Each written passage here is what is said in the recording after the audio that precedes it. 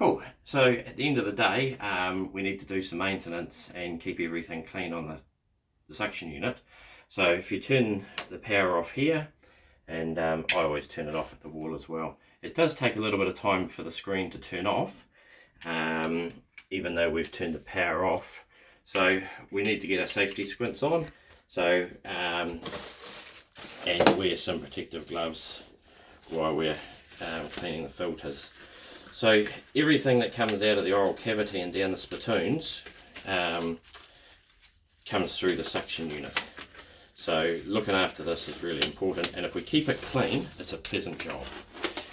So people say to me, oh, it doesn't get that dirty very often, so we only clean it once a month or once a week. If we do this daily, it really is a pleasant job. Cool, the screen's turned off now, so it's safe for us to work on it.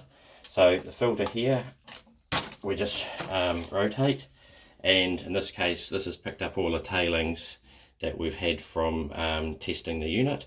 And so what we want to do is wipe that out and clean this in a sink.